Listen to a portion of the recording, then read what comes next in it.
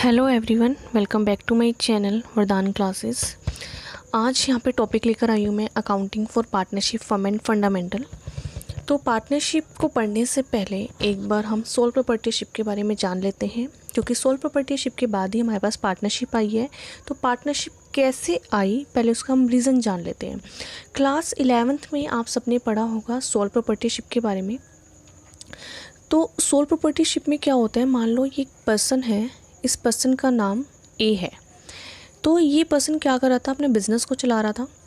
अभी अकेला चला रहा है तो ये सोल प्रॉपर्टीयर हो गया। तो यहाँ पे जो कैपिटल थी सारी इस अकेले बंदे की थी, ठीक है। जितने भी प्रॉफिट होगा वो सारा इसका होगा। बिज़नेस में जितनी भी स्किल लगेगी वो इस पर्सन की लगेगी, और बिज़नेस पे कंट्रोल भी किसका होगा, इसी पर्सन का होगा। और अगर लॉस होता है तो लॉस भी किसका होगा, इस बेचारे का होगा। अगर ये अपने बिज़नेस को आगे बढ़ाना चाहता है तो उसको क्या चाहिए, कैपिटल चाहिए। लेकिन इसके पास जितनी भी कैपिटल थी इसने सारी अपने बिज़नेस में लगा दी। अब इसके पास नहीं है, लेकिन ये अपने बिज़नेस को आगे बढ़ाना चाहता है। तो अब इसको क्या करना पड़ेगा, कुछ और लोगों से मिलना पड़ेगा, उनसे जुड़ना पड़ेगा। अब एक पर्सन, इसका नाम हम ए मान लेते हैं, ये एक पर्सन बी से मिला। इसने कहा मेरे बिज़नेस में क्या लगाओ, पैसा लगाओ। इसने कहा मुझे क्या मिलेगा अगर मैं बिज़नेस में पैसा लगाऊंगा तो पर्सन ए ने बोला भाई एक तो तू क्या बन जाएगा, मेरा पार्टनर बन जाएगा, और अगर जो भी प्रॉफिट होगा तो वो हम क्या कर लेंगे, आपस में डिस्ट्रीब्यूट कर लेंगे। लॉस होगा तो भी, प्रॉफिट होगा तो भी। इसने कहा ठीक है। तो पार्टनरशिप का मीनिंग क्या निकला कि जब दो या दो से ज़्यादा लोग आपस में मिलकर बिज़नेस को चलाने के लिए क्या होते हैं, एग्री होते हैं, और प्रॉफिट को क्या करते हैं, डिस्ट्रीब्यूट करते हैं, तो उसको हम क्या कहते हैं, पार्टनरशिप कहते हैं।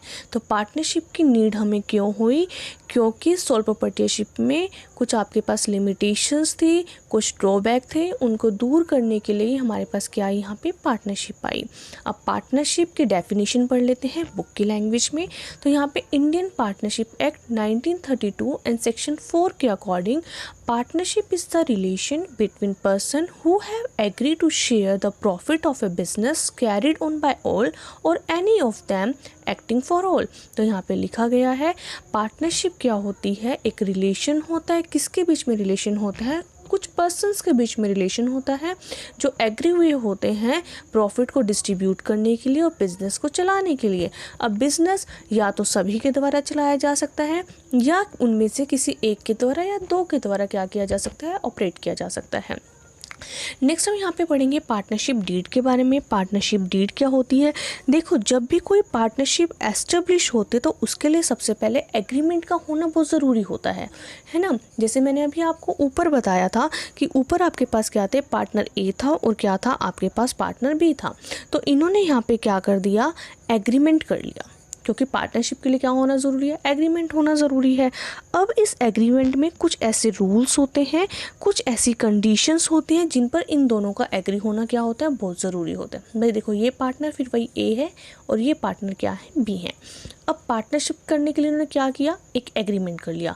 अब इस एग्रीमेंट में कुछ रूल्स होते हैं और कुछ क्या होती हैं, कंडीशन होती हैं, ठीक है। इन कंडीशन पर इन दोनों का एग्री होना क्या होता है, बहुत ज़रूरी होता है। अब जो रूल्स और कंडीशन होती हैं ये आपके पास ऑरल में भी हो सकती हैं और ये आपके पास रिटन में भी हो सकती हैं, लेकिन लॉ के अकॉर्डिंग ज़रूरी नहीं है कि वो ऑरल में ही हो या फिर वो रिटन में ही हो।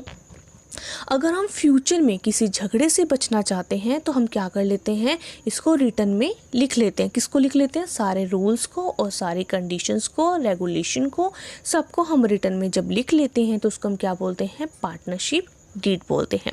अब पार्टनरशिप डीड में ना बहुत सारी बातें लिखी जाती हैं, लेकिन यहाँ पे मैंने कुछ मेन इंपॉर्टेंट बातें लिखी हैं। तो सबसे पहले यहाँ पर आता है पार्टनरशिप डीड में हम लिखेंगे कि फर्म का नाम क्या है और फर्म का एड्रेस क्या है, मतलब कहाँ पर एस्टेब्लिश किया हमने अपनी फर्म को, वहाँ का एड्रेस लिखना होता है, कौन सी सिटी में, सब कुछ लिखना होता है वहाँ पे। नेक्स्ट सेकंड पॉइंट आता है जितने भी हमारी फर्म में पार्टनर्स हैं उन पार्टनर्स का नाम क्या है, उनका एड्रेस क्या है, वो भी सब चीज़ें लिखनी होती है। नेक्स्ट बिजनेस का नेचर कैसा है, कौन से पार्टनर ने कितनी कैपिटल लगाई है, अगर पार्टनर्स वहाँ पे कैपिटल लगा रहे हैं तो उनको इंटरेस्ट कितना मिलेगा वो भी यहाँ पे लिखा होना चाहिए। अगर जब कोई पर्सन या पार्टनर अपने पर्सनल यूज़ के लिए फर्म से पैसा निकालता है तो उसको हम क्या बोलते हैं, ड्रॉइंग बोलते हैं। जब वो फर्म से पैसा निकालता है तो फर्म उसके ऊपर क्या ले लेती है, इंटरेस्ट ले लेती है।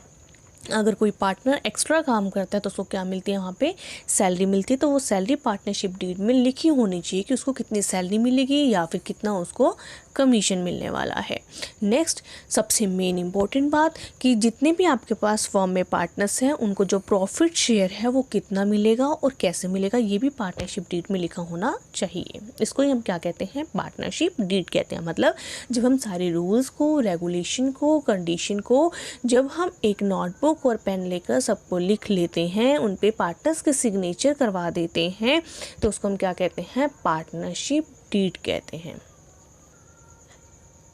नेक्स्ट हम यहाँ पे बात करने वाले हैं, चलो ठीक है, हमने जब पार्टनरशिप डीड बना ली है तो वहाँ पे फ्यूचर में कोई भी झगड़ा नहीं होगा। अगर हम पार्टनरशिप डीड नहीं बनाते हैं तब को क्या क्या रूल होंगे हमारे पास, लिखा हो यहाँ पे rules applicable in the absence of partnership deed. मतलब यहाँ पे हमने पार्टनरशिप डीड नहीं की है तो अब कौन कौन से आपके पास रूल आने वाले हैं। तो सबसे पहले देखो, पार्टनरशिप डीड नहीं की, यहाँ पे वही पर्सन है ए, ठीक है, यहाँ पे ये पर्सन है बी, ये ए है और ये कौन है आपके पास, यहाँ पे बी है। अब पार्टनरशिप डीड नहीं है तो प्रॉफिट एंड लॉस कैसा बटेगा, इक्वल। मान लो इसने कैपिटल जो लगाई थी, इसने लगाई थी 1 लाख और इसने कितनी लगाई थी, 50,000 लगाई थी, है ना। अब लेकिन प्रॉफिट कैसे मिलेगा, इनको इक्वल मिलेगा और लॉस भी कैसे मिलेगा, इक्वल मिलेगा। अब भाई मत करो तुम पार्टनरशिप डीड, नहीं करोगे तो भुगतो। कौन भुगतेगा, पार्टनर ए भुगतेगा, क्योंकि इसने कैपिटल ज़्यादा लगाई है लेकिन प्रॉफिट फिर भी कैसा मिल रहा है, इक्वल मिल रहा है। लेकिन जब लॉस होगा तो किसको लॉस होगा भाई, ज़्यादा, लॉस दोनों में बटेगा। कैसे बटेगा, वो भी इक्वल बटेगा। कैपिटल किसने लगाई थी ज़्यादा, इसने लगाई थी, और कैपिटल कम किसने लगाई थी, इसने लगाई थी। नेक्स्ट क्या कह रहे हैं यहाँ पे, no interest on capital shall be allowed to the partners. अब इन्होंने कैपिटल तो लगा दी लेकिन दोनों में इंटरेस्ट किसी को भी नहीं मिलेगा। No interest is to be charge on drawing. अगर ये फर्म से क्या करते हैं, पर्सनल यूज़ के लिए पैसा निकालते हैं तो इनको इंटरेस्ट नहीं देना पड़ेगा। किसको नहीं देना पड़ेगा, फर्म को नहीं देना पड़ेगा। अच्छा, interest is to be charge 6% per annum is to be allowed on a partners loan to the firm. For example के लिए ये हमारे पास एक फर्म है, ठीक है, ये क्या है, हमारे पास एक फर्म है। फर्म को नीड होगी पैसे की, तो फर्म गया, पर्सन किसके पास जाएगा भाई, पर्सन ए के पास। फर्म ने कहा मुझे कैपिटल की नीड है तो आप मुझे कैपिटल दे दो।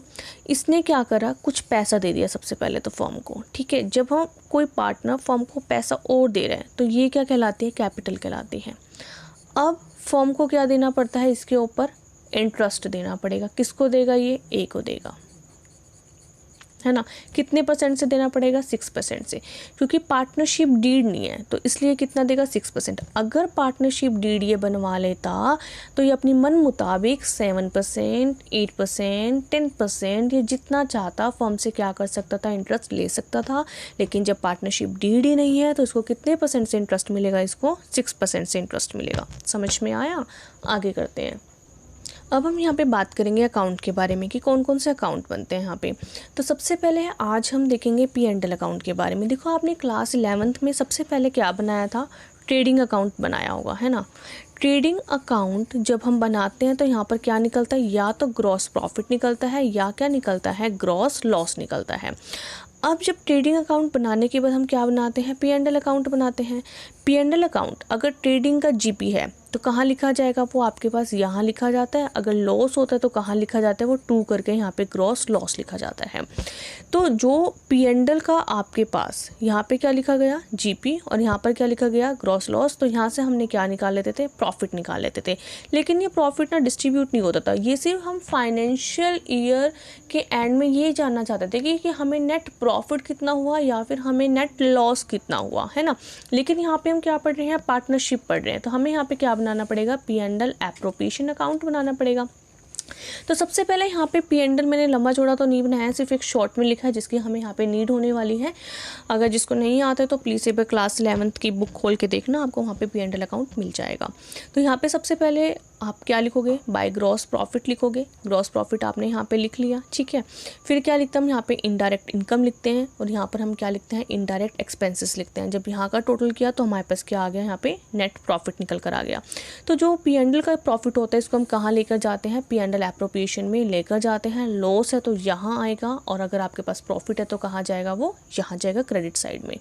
ये आपके पास क्रेडिट होती है, ये आपके पास क्या होती है, डेबिट होती है। नेक्स्ट जो P&L एप्रोप्रिएशन अकाउंट होता है, ये हमारे पास कैसा अकाउंट होता है, ये हमारे पास होता है नॉमिनल अकाउंट होता है। नॉमिनल अकाउंट का रूल भी आपने क्लास 11th में पढ़ा था, क्या होता है, all expenses are debit and all income are क्या होती है, आपके पास क्रेडिट होती है। अब यहाँ पे जो फर्म है ये एक अलग बात है, मतलब, और जो ये पार्टनर्स है ये क्या होते हैं, अलग होते हैं। फर्म अलग है और पार्टनर्स आपके पास अलग हैं। तो अब हमने यहाँ पे जो P&L एप्रोप्रिएशन बनाया है ये किसके लिए बनता है, फर्म के लिए बनता है। मतलब फर्म को जितना भी प्रॉफिट होगा वो सारा यहाँ लिखना है, जो इनकम होगी यहाँ लिखनी है, और जो फर्म के लिए लॉसेस होंगे, जो खर्चे होंगे, वो सारे हमने कहाँ लिखने हैं, वो डेबिट साइड में लिखने हैं। तो सबसे पहले हमने यहाँ पे क्या लिख लिया, प्रॉफिट लिख लिया, ठीक है। प्रॉफिट है तो यहाँ पे प्रॉफिट लिखेंगे, लॉस है तो हम यहाँ पे लॉस लिखेंगे। तो सबसे पहले हम फर्म की लॉसेस की बात कर लेते हैं कि फर्म को कब कब लॉस होता है। देखो, जब फर्म किसी भी पार्टनर को कमीशन देगी तो फर्म को क्या होएगा, फर्म के लिए खर्चा हो गया तो लॉस हो गया ये, तो ये कहाँ लिखा जाएगा, आपके पास डेबिट साइड में लिखा जाएगा। अब पार्टनर्स ने अपनी कैपिटल लगाई थी, कहाँ लगाई थी, अपनी फर्म में कैपिटल लगाई थी, तो फर्म को क्या देना पड़ता है, उस कैपिटल के ऊपर इंटरेस्ट देना पड़ता है, तो वो भी खर्च हो गया। खर्च हो गया तो हमने कहाँ लिख दिया, वो डेबिट साइड में लिख दिया।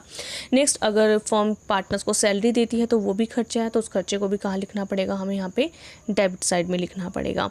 नेक्स्ट, अब रिजर्व। रिजर्व क्या होता है, क्या करते हैं जो फर्म होते हैं, कुछ ना एक फ्यूचर के लॉसेस से बचने के लिए वो क्या करते हैं, एक छोटी छोटी अमाउंट ना एक गुल्लक में डालते रहते हैं, जिसको हम क्या बोलते हैं, रिजर्व। लेकिन वो फर्म के लिए तो खर्चा हो गया ना, तो इसलिए हमने इसको भी कहाँ लिख दिया, वो डेबिट साइड में लिख दिया है।